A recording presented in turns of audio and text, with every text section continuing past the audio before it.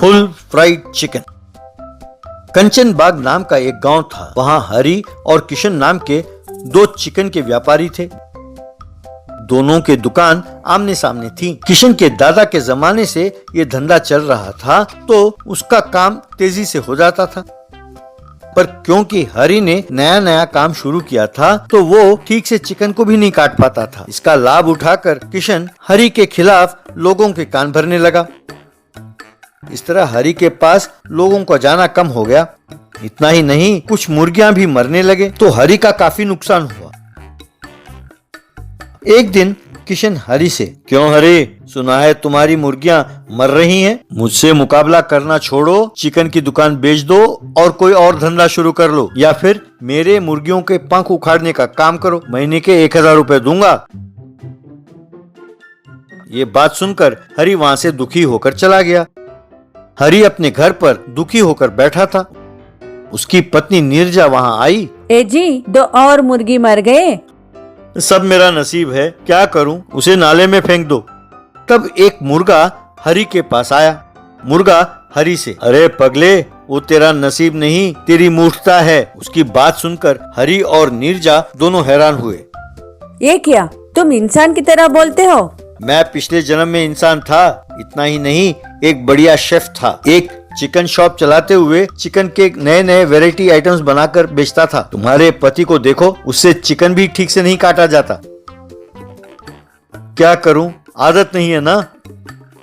अरे मूर्ख, अकल के अंधे, मैं तुम्हें जान गया हूँ। मैं एक आइडिया बताता हूँ, सुनो। जब तक तुम चिकन को काट कर बेचना सीखोगे, सारी मुर्गियां मर जाएंगी। तब उनकी आत्मा को शांति नहीं मिलेगी और वो भूत बनकर तुम्हें सताएंगे। इसीलिए फुल फ्राइड चिकन बनाओ। तब इस गांव में नया आइटम लॉन्च होगा और मुर्गी भी जल्दी बिकेंगे।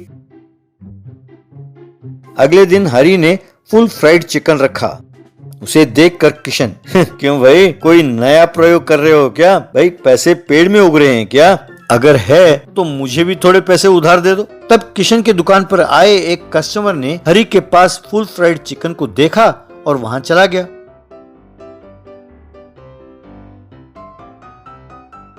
तब वो, हरि, ये आइटम तुमने कहां से सीखा? ये बड़े बड़े शहरों के स्टार होटलों में ही मिलता है। मुझे एक देना, अगर अच्छा हुआ तो तुम्हारी जिंदगी सेट हो जाएगी। तब हरि ने उसे एक फुल फ्राइड चिकन दिया। वो उसे घर ले जाकर अपने परिवार के साथ खाया। सबने उसकी खूब तारीफ की। ये बात गांव भर में फैल गई। तब सब हरि के फुल फ्राइड चिकन के लिए उमड़ने लगे। धीरे धीरे किशन की दुकान पर लोगों का जाना कम हो गया। किशन अपने मन में, इस हरि ने मेरे धंधे को ठप कर दिया है, जाकर उसके मुर्गियों का नाश करना ही ठीक होगा। यूं सोचकर हरि के घर गया। अब घर के बाहर हरि और मुर्गा बैठकर बात कर रहे थे। उसे देखकर किशन अपने मन में, अच्छा, तो ये बोलने वाला मुर्गा है जो तुम्हें ऐसी सलाह दे रहा है। देखते जाओ आज इस मुर्गे का क्या करता हूं मैं। यूं सोचकर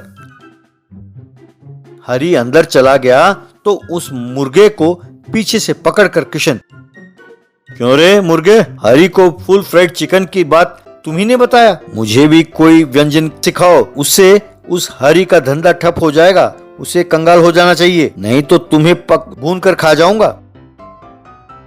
तब मुर्गा अपने मन में, अरे तू तो केवल मनुष्य है, तुम मुझे वार्निंग देता है, मैं दिखाता हूँ कि मैं क्या चीज हूँ। यूं सोचकर किशन से, अरे जब मैं इंसान था तो एक देश में मैंने एक पकवान देखा। वो ऐसा है कि मुर्गे को काटकर गंदे पानी में भिगोकर तो बहुत बढ़िया होता है। तब किशन ने उस मुर्गे को छोड़कर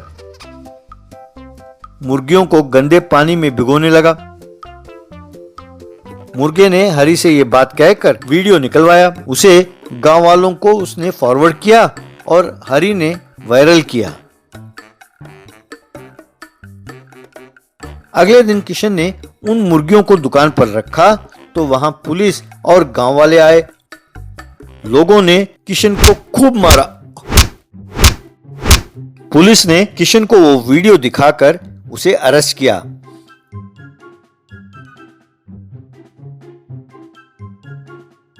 तब वो मुर्गा, क्यों किशन, देखा मुर्गे ने क्या कैसा बकरा बनाया? कुकुरकू।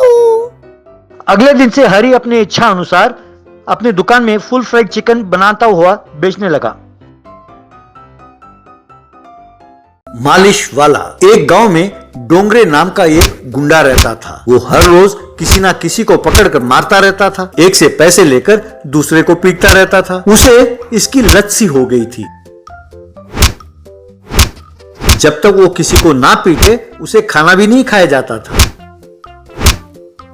एक दिन उस गांव में नया नया आया police inspector Jaidev civil dress में डोंगरे के सामने आया। जयदेव को देखकर डोंगरे हर रोज पुराने लोगों को पीटते हुए ऊब सा गया हूं, आज ये कोई नया बकरा आया है कहकर अचानक जयदेव के ऊपर झपटा और उसे मारा। तब जयदेव ने उसे पकड़कर, क्यों रे बदमाश, बिना कारण ही तुमने पुलिस इंस्पेक्टर को मारा है तो मैं समझ गया कि तुम गांव वाले को कितना परेशान कर रहे होगे। तुम्हें अरेस्ट करके सजा दिलवाता हूँ। मुझे माफ कर दीजिए साहब, मैं पहले की तरह पैसे लेकर किसी को नहीं पीटता हूँ। मुझे अब इसकी लत सी हो गई है। मैं जानबूझकर नहीं पीटता हूँ। मुझे एक मौका दीजिए। Smoking is injurious to health की तरह दूसरों को पीटना उनके सेहत के लिए हानिकारक है। पट्टी लगाकर मैं घूमूंगा और अपने आप को सुधारूंगा। प्लीज मुझे छोड़ दीजिए साहब कहकर हाथ जोड़ने लगा। गलती की सजा देना तो आम बात है। इस गुंडे को एक अच्छे नागरिक में बदलकर जेल में इसके लिए जो पैसे खर्च करेगी सरकार उसे बचाना होगा और इस तरह प्रमोशन लेना होगा। यूं मन में सोचकर, ठीक है डोंगरे, तुम्हें एक मौका देता हूँ। अगले 1 महीने में यदि तुम्हारे खिलाफ किसी ने भी शिकायत नहीं की तो मैं यकीन कर लूंगा कि तुम वाकई बदल गए हो। तुम्हें सरकार की ओर से कोई काम दिलाकर तुम्हें रोजगार भी दिलाऊंगा कहकर उसे छोड़ दिया।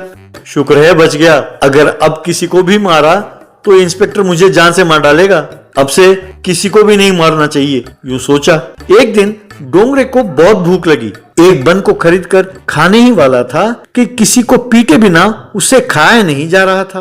अरे अब तो ये लत बीमारी में बदल गई है। अब किसी को मारूं और वो शिकायत भी ना करे, इसके लिए मैं क्या करूं? यूं सोचने लगा तो तभी वहां सड़क के किनारे पर एक बोर्ड दिखाई दिया जिस पर लिखा था, यहाँ थाई मसाज, चाइनीज मसाज सब किया जाता है। हाँ, मैं पीटूं और मार खाने वाला शिकायत भी ना करे, ऐसा एक ही काम है, मालिश। यूं सोचकर वो मालिश वाला बन गया। वो एक कॉलोनी में जाकर मालिश, तेल मालिश, टाई वाला मालिश, चाइनीज मसाज कहकर आवाज देने लगा। तब एक व्यक्ति ने डोंगरे को बुलाया। भैया बहुत सुस्ती है, मालिश करोगे? जरूर साहब, मैं मालिश करूंगा तो आप फुर्ती से भागेंगे। वैसे भी बहुत भूख लगी है, यहाँ आकर स्टूल पर बैठिए। वो आकर स्टूल पर बैठा। तब डोंगरे उस व्यक्ति के पीठ पर मुक्का मारने लगा, फिर उस व्यक्ति के हाथ पांव मरोड़ने लगा। अरे रुको रुको, थाई मसाज, चाइनीज मसाज कहकर यूं हाथ पैर क्यों मरोड़ रहे हो? साहब, ये नए ढंग का मसाज है, इसे डोंगरे मसाज कहते हैं। कुछ ही दिन पहले ये हिंदुस्तान आया है। ये बात है भाई, बदन की सुस्ती तो मिट गई है, ये लो पैसे कहकर कुछ पैसे दिए। उस व्यक्ति को मारा तो डोंगरे को भूख लगने लगी। तब डोंगरे ने सारा बन खा लिया। इस तरह डोंगरे मालिश वाला बनकर दूसरों को मारने की इच्छा पूरी करते हुए पैसे भी कमाने लगा।